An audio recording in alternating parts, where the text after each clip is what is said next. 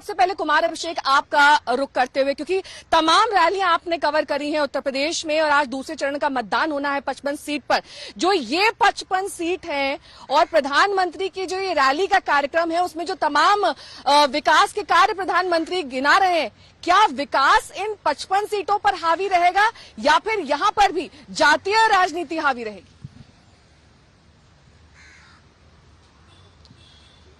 देखिए, ये जो दूसरे फेज का चुनाव है दरअसल बीजेपी के लिए सबसे अहम भी है और सबसे चुनौती भरा भी है। 55 सीट ये वो सीट हैं जहां पर बीजेपी हालांकि पिछले चुनाव में 2017 में ज्यादातर सीटें जीती, लेकिन ये वही जगह है जहां से समाजवादी पार्टी ने भी 217 में अच्छा किया था, 17 सीटें उसके पास थी। ये सबसे बड़ी चुनौती बीजेपी के लिए इसलिए है क्योंकि इस इलाके में जो मुस्लिम बिरादरी है, मुस्लिम आबादी है, वो काफी ज्यादा है और ऐसे में बीजेपी के लिए ये दूसरा फेज सबसे बड़ा चुनौतीपूर्ण इसलिए बना है। आप अगर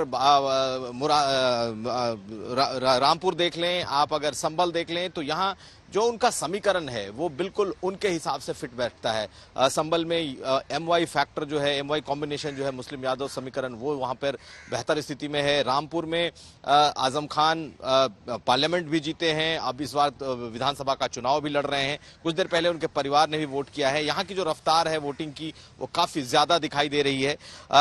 इस इलाके में अभी 11 बजे तक 21% से ज्यादा मतदान यहां पर हो चुका है और बहुत तेजी से मतदान बढ़ा है कम से कम इस दूसरे फेज में। तो बीजेपी के लिए ये फेज तमाम फेज में जो कह सकते हैं सबसे बड़ी चुनौती वाला फेज है।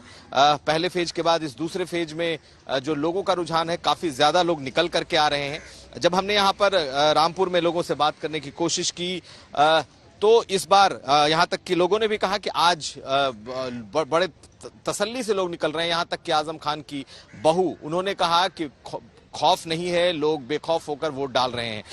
कुल मिलाकर ये इलाके, कुछ जो जिले हैं वो बीजेपी के लिए रहे हैं, जिसमें बरेली, बदायूं ऐसे जिले जहां पर बीजेपी ने लगभग सारी सीटें जीती हुई थी। लेकिन वहीं दूसरी तरफ मुरादाबाद, संभल, अमरोहा, रामपुर ये ऐसी सीटें हैं जिसमें बीजेपी कमजोर है और उसके लिए ये इलाके बेहद चुनौती भरे हैं। अब देखना यह है कि आखिर आज के मतदान में क्या होता है। हालांकि पेटियां तो 10 को खुलेंगी, जो ईवीएम 10 को खुलेगा, लेकिन बीजेपी और उनके लिए ये जो चरण है ये बेहद चुनौती भरा है।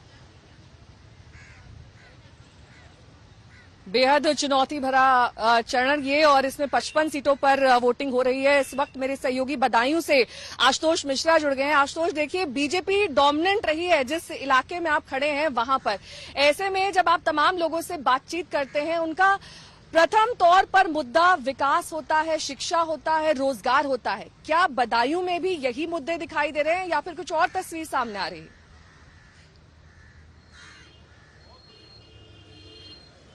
मतदान के पहले तक यहाँ जब आप बात करते थे तो कोई बता देता, देखिए टूटी सड़कें हमारे लिए प्राथमिकता रही हैं, सरकार ने कभी इस पर ध्यान नहीं दिया, विकास का मुद्दा है, रोजगार, बेरोजगारी जो बढ़ी है उसको लेकर के सरकार कुछ नहीं करती। लेकिन जैसे ही मतदान की तारीख नजदीक आती है और जब आप 24 घंटे पहले आके नब्ज टटोलते हैं तो फिर वही पुराना सामाजिक समीकरण जो हमेशा उत्तर प्रदेश या बिहार जैसे राज्यों में दिखाई पड़ता है कि उनकी जाति का कैंडिडेट कौन है, कहां पर किस जाति का प्रभुत्व है, वहां पर कैंडिडेट कौन है, कौन से धर्म का है, ये सारे गणित लगने लगते हैं। अब 2017 की जो बड़ी बीजेपी की लहर थी तब यहाँ की 6 सीटों में से 1 सीट पर सपा ने बाजी मारी। अब यहाँ पर मुस्लिम समीकरण तो है ही वोटों का, लेकिन इसके अलावा दलित भी बड़ी संख्या में है, लोधी भी बड़ी संख्या में है, ओबीसी के इतर आप शाक्य आबादी देखें तो वो भी बहुत ज्यादा है। और उन्हीं जातीय समीकरणों को देखते हुए टिकट डिस्ट्रीब्यूशन भी किया गया बीजेपी की ओर से भी और समाजवादी पार्टी गठबंधन की ओर से भी। तो इन सब के बीच जब आखिरी समय पर जब आप आते हैं तो कहीं न कहीं जातीय समीकरण एक बार आपको मैदान में दिखाई पड़ता है।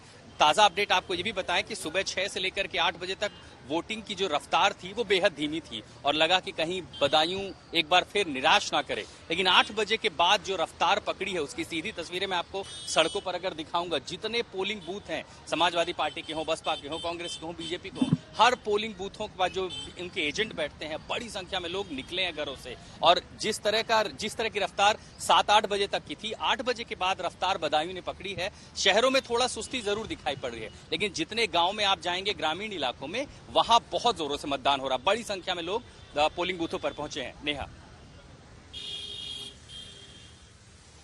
ठीक है, लौटूंगी मैं अपने तमाम संवाददाताओं के पास, लेकिन इस बीच एक बेहद दिलचस्प बयान मुख्यमंत्री योगी आदित्यनाथ की ओर से आया है। उन्होंने कहा है कि बीजेपी यूपी को कभी गजवाए हिंद नहीं बनने देगी और उनके बयान पर तीखे हमले आ रहे हैं कांग्रेस और समाजवादी पार्टी की ओर से। क्या कुछ कहा आज योगी ने, पहले ये आपको दिखाते हैं।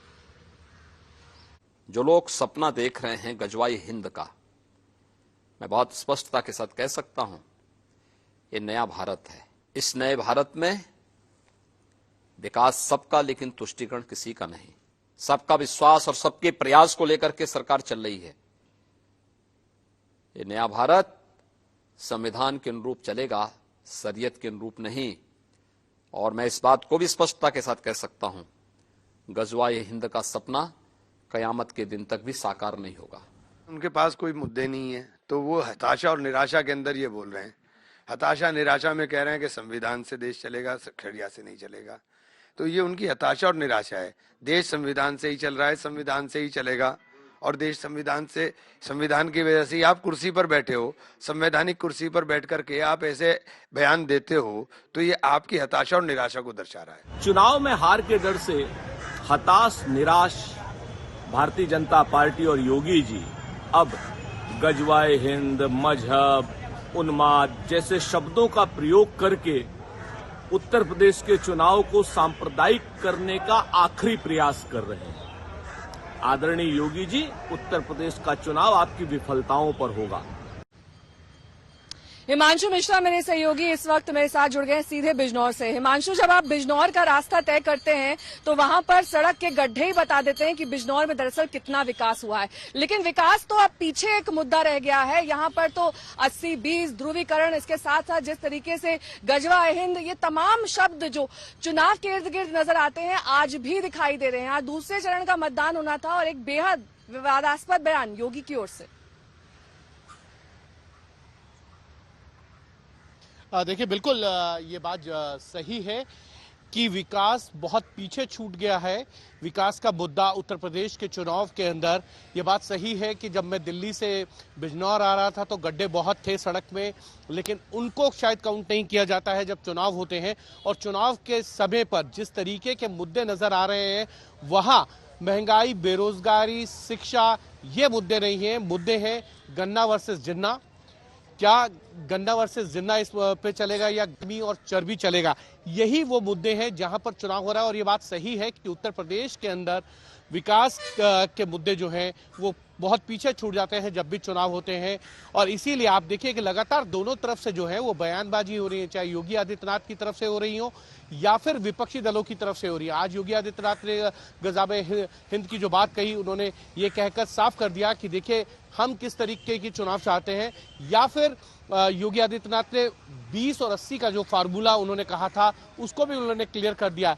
तो कहीं ना कहीं वो संदेश देना चाहते हैं अपने वोटर्स को, आइए अपने कार्यकर्ताओं को ज्यादा से ज्यादा संख्या में अपने वोटर्स को जो है मतदान केंद्र तक लाइए और वोट कराइए, जिससे कि एक बार फिर से जो है उनकी सरकार बने। लेकिन दूसरी तरफ जो है अखिलेश यादव हो या जयंत चौधरी हो, उनके भी बयान जो है इसी तरीके के हैं। अगर योगी आदित्यनाथ कहते हैं गर्मी निकाल देंगे तो जयंत चौधरी ये कहते हैं कि चर्बी उतार देंगे। तो ये कहीं ना कहीं इसी तरीके के बयान जो है वो चुनावी मुद्दे बन जाते हैं। और बिजनौर के अंदर जो स्थिति है मैं आपको बता दूं, यहाँ 2017 में बीजेपी ने 8 में से 6 सीटें जीती थी, लेकिन बाई इलेक्शन में 1 सीट जो है बीजेपी फिर हार गई। यूपी के बाद अब बात पंजाब की सियासत की। पंजाब में 20 फरवरी यानी अगले रविवार को वोटिंग होनी है। इस हिसाब से कल चुनाव प्रचार का आखिरी रविवार था, इसीलिए ज्यादा से ज्यादा लोगों तक अपनी बात पहुंचाने के लिए दिल्ली के नेता पंजाब में रैलियां करते हुए दिखाई दिए। अमित शाह ने कांग्रेस पर निशाना साधते हुए सीएम चन्नी को जमकर खरी खोटी सुनाई।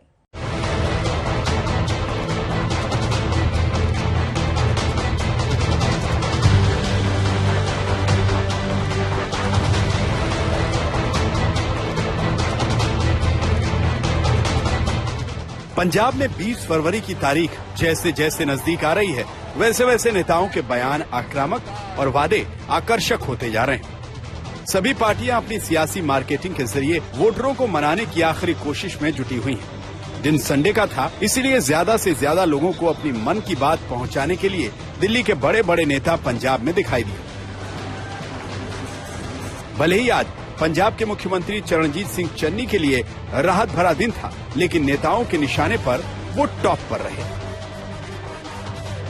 तो आप मुझे बताइए, पंजाब के अंदर कोई लचर सरकार पंजाब और भारत की सुरक्षा कर सकती है क्या?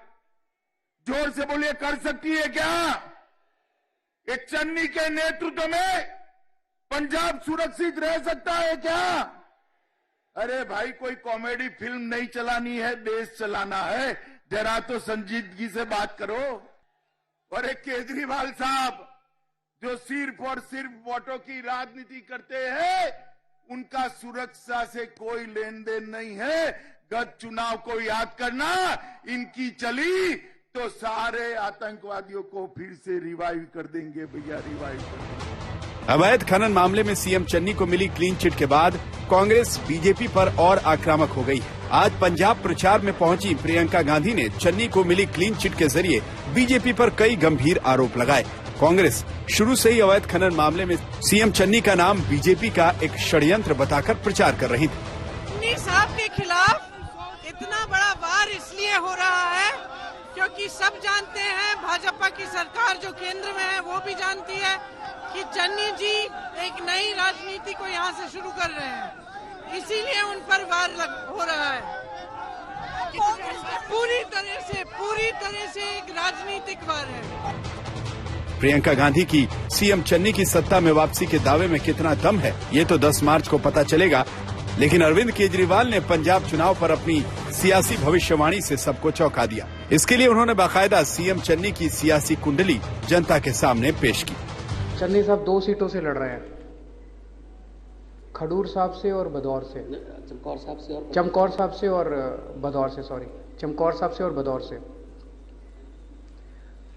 हमने दोनों सीटों पे सर्वे कराए हैं। एक बार कराया, नतीजे बड़े शॉकिंग आए, फिर दोबारा कराया, फिर तिबारा कराया, 3 बार सर्वे कराए। चन्नी साहब दोनों सीटों से हार रहे हैं और बुरी तरह से हार रहे हैं। तो वो सीएम चेहरा तो हैं, लेकिन सीएम नहीं बनेंगे। जब एमएलए ही नहीं बनेंगे तो सीएम कैसे बनेंगे? अरविंद केजरीवाल की भविष्यवाणी के तर्कों और तथ्यों में कितना दम है, ये अगले महीने की 10 तारीख को पता चलेगा। लेकिन आज केजरीवाल को जवाब देने का जिम्मा प्रियंका गांधी ने संभाला था। उन्होंने आम आदमी पार्टी को रिमोट सरकार बताया, लेकिन कैप्टन अमरिंदर सिंह को हटाने के सवाल कांग्रेस पर उठने लगे तो प्रियंका गांधी ने किस तरह जवाब दिया, वो सुनिए। 5 सालों से हमारी यहाँ सरकार थी। ये सच भी है कि उस सरकार में कुछ खामियां थी, कहीं रास्ते में भटक गए। वो सरकार पंजाब से चलनी बंद हो गई, वो सरकार दिल्ली से चलने लगी, और दिल्ली में भी कांग्रेस पार्टी से नहीं, लेकिन भाजपा और भाजपा की सरकार द्वारा चल रही थी। वो जो छुपी हुई साठगांठ थी वो आज खुले में आ गई है, इसीलिए हमें वो सरकार बदलनी पड़ी। पंजाब में वोटिंग में अब सिर्फ 7 दिन बचे हैं, इसीलिए ज्यादातर पार्टियां अपने वादों और दावों से जनता का मूड बदलने की कोशिश में है। बीजेपी अपने संकल्प पत्र के जरिए मुफ्त बिजली वाला दांव चल चुकी है, जिसे आम आदमी पार्टी ने शुरू में ही चल दिया था। किसानों को मनाने के लिए बीजेपी कर्ज माफी का वायदा भी कर रही है, लेकिन किसानों के मन में क्या है, ये 10 मार्च को सामने आएगा। ऐसे में बीजेपी पंजाब चुनाव में पीएम की सुरक्षा को बड़ा मुद्दा बनाने की कोशिश में है। चन्नी साहब आप ख्वाब देख रहे हैं फिर से सरकार बनाने का। अरे लुधियाना वालों, जो आदमी देश का प्रधानमंत्री पंजाब में आए उसका रूट सुरक्षित नहीं रख सकता, वो पंजाब को सुरक्षित रख सकता है क्या? जोर से बोलिए, रख सकता है क्या? सीधे पंजिम गोवा से, जहां पर इस वक्त 40 सीटों के लिए मतदान चल रहा है, लेकिन सबका फोकस इस वक्त यूपी बना हुआ है, जहां दूसरे चरण का 55 सीटों पे मतदान चल रहा है। ये कहा जा रहा है कि 6.5 घंटे बीत चुके हैं, 1:30 बजे का वक्त है, सुबह 7 बजे मतदान शुरू हुआ था। अब तक 23% वोट डाले जा चुके हैं उत्तर प्रदेश में। तो ये बड़ी खबर उत्तर प्रदेश से आ रही है, जहां पर 55 सीट का मतदान दूसरे दौर में चल रहा है। पहले दौर में 58 सीटों पर वोटिंग हुई थी, आज 55 सीटों पर वोट डाले जाने हैं और अब तक कुल मिलाकर 23% ही मतदान हुआ है। 6.5 घंटे बीत चुके हैं। तो ये देखना बेहद दिलचस्प होगा कि क्या वोटिंग ये रफ्तार पकड़ेगी या फिर जिस तरीके से दिन चढ़ेगा और ज्यादा लोग बढ़ चढ़कर वोटिंग की इस जो लोकतंत्र का ये सबसे बड़ा पर्व है इसमें शामिल होने के लिए मतदान केंद्रों पर पहुंचेंगे। लेकिन इस बीच आपको गोवा की बात बता देते हैं क्योंकि गोवा की सियासत काफी दिलचस्प है। यहाँ पर 40 सीटों पर आज वोटिंग की जा रही है। सुबह से ही हमने देखा कि लंबी कतारें लगी हुई थी जिससे महिलाएं बढ़ चढ़कर हिस्सा ले रही थी। लेकिन गोवा को लेकर आज प्रधानमंत्री ने भी कई अहम बातें कही। उन्होंने कहा कि टीएमसी यहाँ पर जानबूझकर उतरी है। टीएमसी का कोई अस्तित्व नहीं है, वो सिर्फ हिंदू वोट काटना चाहती है। यही वजह है कि टीएमसी मैदान में उतर आई है। लेकिन मुकाबला त्रिकोणीय है यहाँ पर और बीजेपी चाहती है कि वो यहाँ से हैट्रिक लगाए। वहीं कांग्रेस ये चाहती है कि एंटी इनकम्बेंसी फैक्टर का उसको फायदा मिल सके। लेकिन आज सुबह हमने देखा कि कैसे यहाँ के सीएम प्रमोद सावंत जो कि सांकुलम से चुनाव लड़ रहे हैं वहां पर वो वोट डालने के लिए पहुंचे। उसके पहले उन्होंने पूजा अर्चना की अपनी पत्नी के साथ। वहां पर वो पूरे विधि विधान से पूजा अर्चना करते हुए दिखाई दिए। प्रमोद सावंत तो पूरे कॉन्फिडेंट हैं, पूरे आत्मविश्वास से लबरेज है। उनका ये कहना है कि एक बार फिर से बीजेपी सत्ता में वापसी कर रही है गोवा में। लेकिन क्या एक बार फिर से वही स्थिति, वही सियासत हम दोबारा देखेंगे जो 2017 में गोवा में दिखाई देगी या फिर दो नई पार्टी के आने से यहाँ पर समीकरण बदल गए हैं? तृणमूल कांग्रेस अब अपना यहाँ पर किस्मत आजमा रही है। साथ ही आम आदमी पार्टी को भी यहाँ पर एक स्ट्रांग पार्टी के तौर पर देखा जा रहा है। लेकिन इस बीच गोवा में अब भी मतदान हो रहा है। सुबह 7 बजे से ही मतदान की प्रक्रिया शुरू हो चुकी थी और हमने देखा था कि कैसे गोवा में उत्पल पर्रिकर जो कि मनोहर पर्रिकर के बेटे हैं उनका भी नाम जोर शोर से सामने आ रहा है, खासतौर पर पंजिम से जहां से वो कैंडिडेट हैं उनके मुकाबले। वहां पर किस तरीके से दोनों के बीच में लड़ाई देखी जा रही है, क्या कुछ कहा है प्रमोद सावंत ने, ये आपको सुनवा देते हैं। उत्पल भी नहीं विन करेगा और माइकल लोबो भी विन नहीं होगा। डेफिनेटली भारतीय जनता पार्टी की सरकार बन रहे, किसी को किसी के साथ बात करने की जरूरत नहीं पड़ेगी क्योंकि यहाँ भारतीय जनता पार्टी की सरकार मेजोरिटी से आ रही है। सर भाजप प्रथमच 40 जागावर निवडणूक लढवत है। अब भारतीय जनता पार्टी पहली बार 40 जगह पे इलेक्शन कॉन्टेस्ट कर रही है और हमें विश्वास है कि इस बार जिस तरह से हमने काम किया है तो पूरा बहुमत की सरकार हमें यहाँ पे मिलेगी। भारतीय जनता पार्टी की कार्यकर्ता और उनकी धर्मपत्नी इस नाते से मैं ये कहना चाहती हूँ कि हम साकली मतदार संघ से जीतेंगे ही और उसके साथ ही डॉक्टर प्रमोद सावंत 22+ सीट लेके वो जीत के आ रहे हैं और इसी विश्वास पे हम कह रहे हैं क्योंकि हर एक मतदाता को भारतीय जनता पार्टी पे विश्वास है और उन सभी लोगों को एक स्थिरता और विकास देने वाली सरकार, डबल इंजन वाली सरकार चाहिए। सो इसीलिए मुझे लगता है कि भारतीय जनता पार्टी को वो वोट करें। तो ये तो बात हो गई गोवा की जहां पर इस वक्त लड़ाई दिलचस्प है। लेकिन इससे ज्यादा दिलचस्प लड़ाई इस वक्त उत्तर प्रदेश की है जहां पर दूसरे चरण का 55 सीटों के लिए मतदान चल रहा है। सहारनपुर से मेरे सहयोगी इस वक्त जुड़ गए हैं तमाम जानकारी के साथ। आपसे हम यही जानना चाहेंगे कि जिस तरीके से सहारनपुर में विकास का मुद्दा सबसे अहम है, मैं वहां पर खुद गई थी, लोगों का कहना है कि सड़कें बनी नहीं, साल गुजर गए, यहाँ पर कोई फ्लाईओवर मौजूद नहीं है। क्या इस तरह की चर्चा मतदान के दिन भी है या फिर वापस घूम फिरकर वही जातीय समीकरण ये सब हावी हो रहे हैं?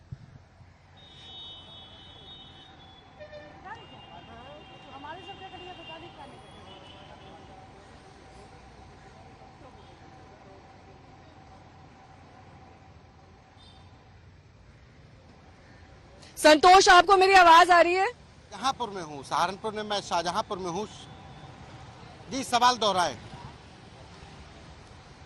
चलिए ठीक है, शाहजहांपुर में आप मौजूद हैं। शाहजहांपुर दरअसल वो बेल्ट है जो उत्तर प्रदेश में शुगर केन बेल्ट के नाम से भी मशहूर है। शाहजहांपुर का इलाका भी उसमें आ जाता है। ऐसे में इस बार जो किसानों से जुड़े मुद्दे थे वहां पर हावी रहने वाले हैं या फिर कोई और अन्य मुद्दे सामने आ रहे हैं? अगर आपने वहां पर लोगों से बात की हो, किस आधार पर वहां शाहजहांपुर में वोट पड़ रहा है? देखिए, शाहजहांपुर में जब लोगों से बात की, सुबह से जब पोलिंग शुरू हुई उसके बाद से सभी लोगों का यही कंसर्न था कि लॉ एंड ऑर्डर के साथ साथ डेवलपमेंट और एम्प्लॉयमेंट, ये दो बहुत मुद्दे हैं कि उनको लगता है कि यहाँ पे डेवलपमेंट जो हुआ है उसको और आगे कंटिन्यू किया जाए, उसको आगे बढ़ाया जाए। और साथ ही रोजगार को लेकर के लोगों की उम्मीद है कि शाहजहांपुर में रोजगार परक चाय फैक्ट्रीज लगाई जाए, क्योंकि ये शुगर बेल्ट है। शाहजहांपुर, सीतापुर, लखीमपुर, पलिया, ये तमाम जो बेल्ट है ये गन्ना की बेल्ट कही जाती है। शुगर यहाँ पे मेन नकदी फसल होती है। तो ऐसे में यहाँ पर जो किसान है उनके लिए आय का सबसे बड़ा साधन यही होता है। शाहजहांपुर की अगर हम बात करें तो यहाँ पर 6 विधानसभा सीटें हैं। 2017 के चुनाव में 5 सीटों पर बीजेपी थी, लेकिन इस बार जो एमवाई फैक्टर है या जो नेताओं के द्वारा जो बयान दिए जा रहे हैं उसको लेकर के इस बार का जो वोटर्स है वो कहीं ना कहीं एक वर्गीकरण हुआ है। वो जाति के आधार पर भी, क्योंकि नेताओं के द्वारा जो बयान दिए गए, चाहे वो चमड़ी की बात हो, गर्मी की बात हो, तमाम ऐसे विवाद जो बयान सामने आए, उसको लेकर के इस बार जो वोटर है वो साफ तौर पर किसी वर्ग विशेष की बात नहीं कर रहा है, वो डेवलपमेंट की बात कर रहा है, वो अनएम्प्लॉयमेंट की बात कर रहा है। शाहजहांपुर की बात करें, जिस जगह पर मैं खड़ा हूँ, ये शाहजहांपुर की सदर सीट है। यहाँ से 8 बार उत्तर प्रदेश सरकार के कैबिनेट मिनिस्टर, जो हैवीवेट कहा जाए कि एक दिग्गज नेता हैं, सुरेश खन्ना, वो 8 बार यहाँ से एमएलए चुने जा चुके हैं। 9वीं बार के लिए वो यहाँ पर मैदान में है। लेकिन बाकी की जो 5 सीटें हैं वहाँ पर दिलचस्प मुकाबला है, क्योंकि बीएसपी भी उसने अपनी जातिगत, चाहे मुस्लिम कैंडिडेट उतार करके या पिछड़ी जाति का कैंडिडेट उतार करके, उसने कहीं ना कहीं इस लड़ाई को दिलचस्प बना दिया शाहजहांपुर में खासकर। तो लिहाजा देखना होगा कि शाहजहांपुर में 2017 का इतिहास दोहराता है या कुछ बड़ा उलटफेर होगा, क्योंकि शाहजहांपुर में एक उम्मीद यही कही जा रही है कि जो सीटें फंसे हो, चाहे वो तिलहर हो, जलालाबाद हो, कटेरी हो, कटरा हो, ये ऐसे विधानसभा हैं जहां पर अभी भी चुनाव त्रिकोणीय मुकाबले में फंसा हुआ है। बीएसपी कहीं ना कहीं अपने जो कैंडिडेट के जरिए फाइट में आ गई, उसने मुस्लिम वोट बैंक को साधते हुए मुस्लिम उम्मीदवार को उतारा है। ये तमाम गणित हैं। इस बार देखना होगा कि शाहजहांपुर की जनता क्या फैसला लेती है। जी ठीक है, बिल्कुल नजरें टिकी रहेंगी और 10 मार्च को जब नतीजे आएंगे तब फैसला भी जनता के सामने आएगा। लेकिन रामपुर से मेरे सहयोगी कुमार अभिषेक इस वक्त तमाम जानकारी के साथ जुड़े हुए हैं। कुमार अभिषेक, जब रामपुर जाइए तो सबकी जुबान पर जिक्र आजम खान का होता है, अब चाहे वो गलत कारणों से हो चाहे वो सही कारणों से हो, लेकिन क्या हाल फिलहाल उनके बेटे अब्दुल्ला आजम का जेल जाना और फिर बाहर जमानत पर बाहर निकल आना, ये सब एक सिंपैथी के तौर पर आजम खान को बेनिफिट करेगा या फिर उनके विपरीत जाएगा? देखिए, रामपुर शहर में जिस तरह की वोटिंग हो रही है वो काफी ज्यादा दिखाई दे रही है। सुबह से लोगों का तांता दिख रहा है। हम आजम खान का जो जिस जगह पर वोट है उस जगह पर मौजूद रहे। सुबह से जो आजम खान के इलाके में वोटिंग काफी ज्यादा दिखाई दी है। आजम खान खुद सांसद भी हैं, वो यहां से इस बार विधायकी का चुनाव लड़ रहे हैं। उनके बेटे स्वार टांडा से अब्दुल्ला आजम चुनाव मैदान में है। तो ये पूरा परिवार इस वक्त कह लीजिए कि एक तरीके से चुनाव लड़ रहा है। 3 सीटों पर 5 कुल सीटें हैं, 3 पर अब भी सपा का कब्जा है और 2 पर बीजेपी का कब्जा है। बीजेपी का इस इलाके में जनाधार पहले कम रहा है, लेकिन पिछली बार 2017 में बीजेपी ने यहां से 2 सीटें जीती थी। जेल में रहते के बाद इस वक्त उनकी वोटिंग चल रही है। लोग जज्बाती तौर पर ज्यादा जुड़े हुए हैं, ये बात हमें नहीं भूलना होगा। दूसरी बात यह है कि यहाँ से नवाब, जो कि रामपुर नवाब हैं, वो खुद भी कांग्रेस से मैदान में है। लेकिन पहले जब बीजेपी का अस्तित्व यहाँ कम हुआ करता था तो सीधी लड़ाई हो जाती थी आजम खान और नवाब के बीच, और तब जो यहाँ के लोग थे वो बंटकर वोट करते थे। लेकिन इस बार समीकरणों के आधार पर मुझे ये वोट का पैटर्न यहाँ दिखाई दे रहा है। अब ये देखना है कि आखिर ये जो पैटर्न है ये क्या कहता है। आजम खान की पत्नी, उनके बेटे, उनके बहू, सबने आकर के वोट डाला है। सबका यही कहना है कि वो जेल में हैं और जेल में रहते हुए उनके प्रति सिंपैथी कहीं ज्यादा है लोगों की इस बार, और लोगों की तादाद भी कम से कम ज्यादा निकली है। हालांकि ओवरऑल जो परसेंटेज आ रहा है वो काफी कम है। तो देखना होगा कि क्या सिर्फ इस सीट पर आजम खान की वजह से ज्यादा वोटिंग हो रही है या फिर इन जनरल यहां पर वोटिंग कम है। लेकिन पश्चिमी उत्तर प्रदेश का ये जो दूसरे चरण का चुनाव है ये बीजेपी के लिए चुनौती भरा है, ये मैं पहले से कह रहा हूं, इसलिए क्योंकि ये वही इलाके हैं जहां समाजवादी पार्टी मजबूत है, उनका समीकरण भी मजबूत है। और इस इलाके में 2017 हो, 2019 का पार्लियामेंट हो, इस इलाके में गठबंधन हावी रहा है। ठीक है। ऐसी स्थिति में बीजेपी के लिए इस गढ़ को बचाना ठीक है, मैं दोबारा लौटूंगी से आपके पास, मैं लौटूंगी पंजाब के होशियारपुर, आपको सीधे लिए चलेंगे जहां पर इस वक्त राहुल गांधी एक रैली को संबोधित कर रहे हैं। 20 फरवरी को यहां पर मतदान होना है और उन्होंने अपना काम शुरू किया। चन्नी जी गरीब घर के बेटे हैं, उनको गरीबी गहराई से वो गरीबी को समझते हैं और वो सरकार चलाएंगे तो अरबपतियों की सरकार नहीं चलाएंगे, पंजाब के गरीब लोगों की, किसानों की, मजदूरों की, छोटे व्यापारियों की, स्मॉल और मीडियम बिजनेस चलाने वालों की सरकार चलाएगी। ये पक्का है।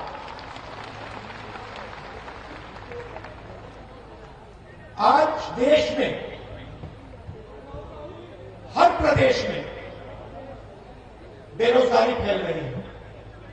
इसका कारण है नरेंद्र मोदी जी की सरकार ने जो स्मॉल और मीडियम बिजनेस वाले लोग हैं, छोटे व्यापारी हैं, किसान हैं, उन पर आक्रमण किया है। आक्रमण कब शुरू हुआ? जब नरेंद्र मोदी जी ने नोटबंदी की। याद है आपको? आपसे हिला रहे हैं, आपको याद है?